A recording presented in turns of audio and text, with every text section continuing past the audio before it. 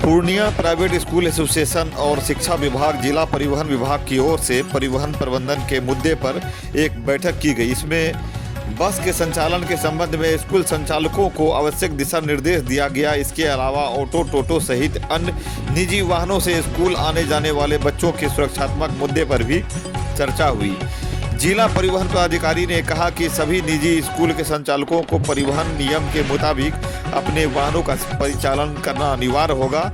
जिला शिक्षा पदाधिकारी ने कहा कि पूर्व में 3 पहिया वाहनों के दुर्घटना होने से सरकार सचेत हुई और अब इस मुद्दे को लेकर स्कूल संचालकों को भी महत्वपूर्ण दिशा निर्देश दिया गया है।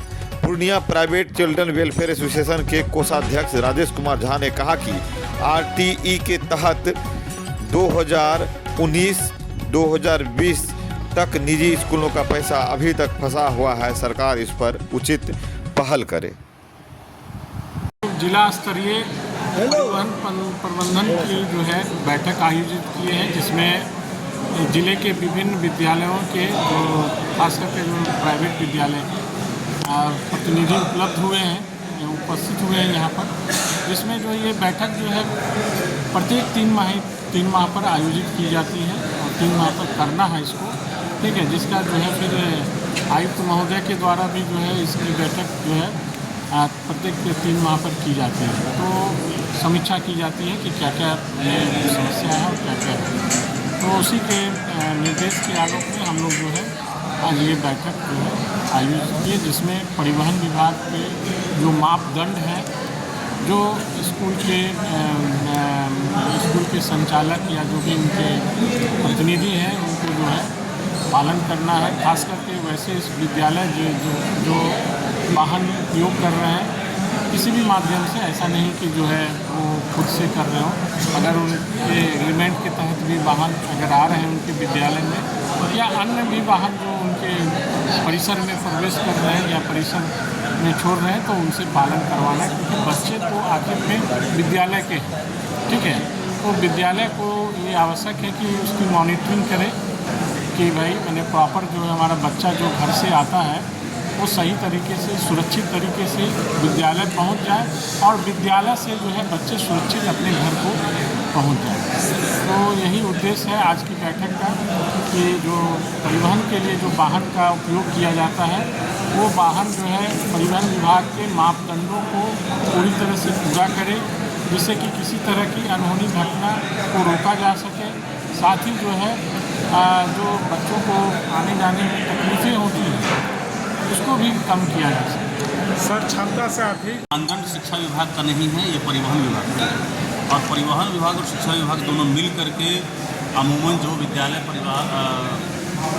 वाहन संचालित करते हैं उनके लिए खास नियमावली तय करते हैं।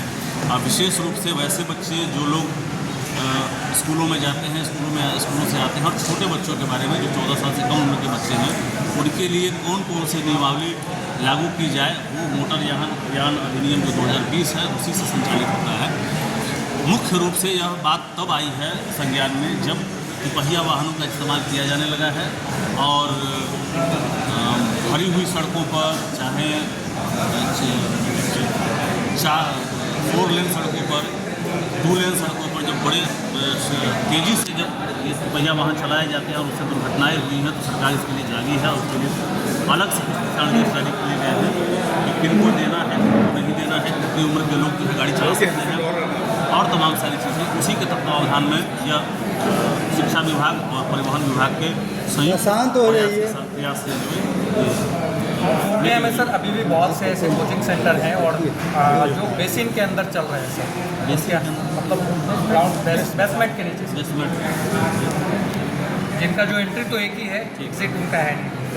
देखिए, वो विषय परिवहन से रिलेटेड तो नहीं माना जा सकता है, लेकिन ऐसे विद्यालयों का अगर या कोचिंग सेंटर्स का अगर जो है हम जांच करवाते हैं, उसके बारे में सूचना मिलती है कि यहाँ बेसमेंट में चल रहे हैं, तो उसके बारे में जाँच की जाएगी, कार्रवाई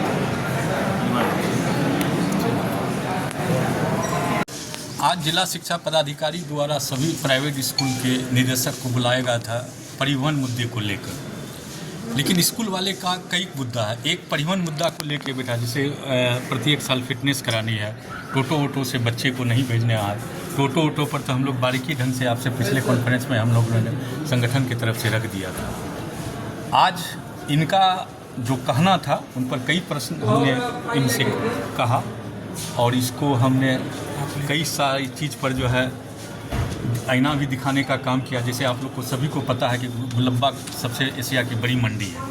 वहाँ पर जब बच्चों 500 मीटर पर बस निकलती है किसी स्कूल से, तो जब फंस जाती है तो बच्चों 2-2.5 घंटा जो है जाम में पड़ जाता है।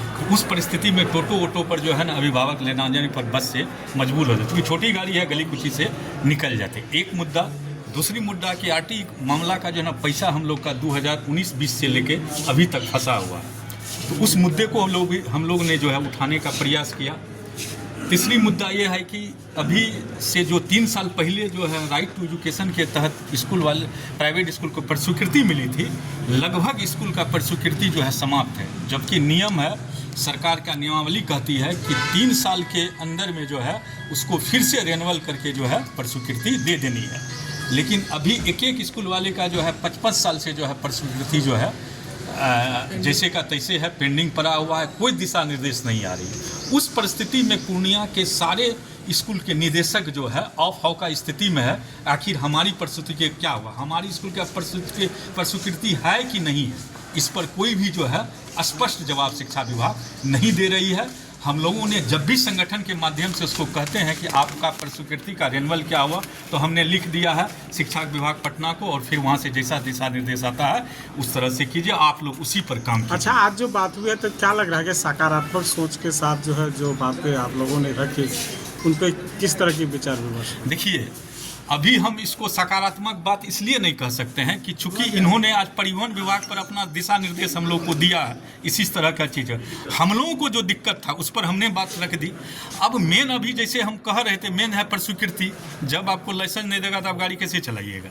तो वही बात है, जब आप लाइसेंस ही नहीं दे रहे हैं किसी को, उसको अपडेट नहीं कर रहे हैं, तो उस चीज़ पर हम लोग को ज़्यादा बात करने से क्या फायदा। इसलिए आप इसको पूर्ण रूपेण सकारात्मक बात नहीं कहा जा सकती है शिक्षा विभाग का। लेकिन हम लोगों के साथ जितनी भी दिक्कतें थी, आज हमने जिला शिक्षा पदाधिकारी और परिवहन विभाग के जो भी अफसरान आए हुए थे, सारे लोगों के बीच में हम लोग अपनी सारी दिक्कतों को जो जिन समस्याओं को आप गिनाए और यहाँ बताए, तो उस पर कोई आश्वासन है।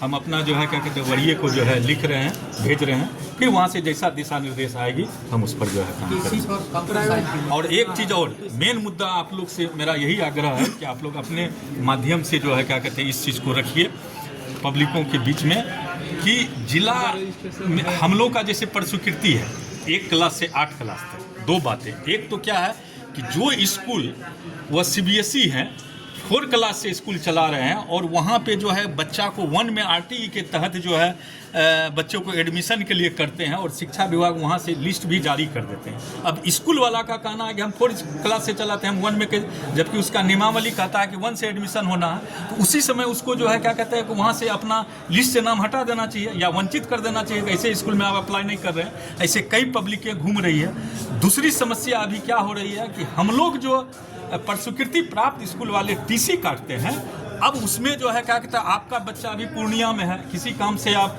पूर्णिया रह रहे हैं और आपका बच्चा आप मोतिहारी जाना है, तो चूंकि हम लोग तो TC देंगे, आप मोतिहारी में जाके नामांकन कराएंगे। अब आपका वहाँ रहना सहना वहाँ हो गया। अब यहाँ कहते हैं कि यहाँ के भी जिला शिक्षा पदाधिकारी भी काउंटर साइन चाहिए और वहाँ के भी जिला शिक्षा पदाधिकारी का काउंटर चाहिए।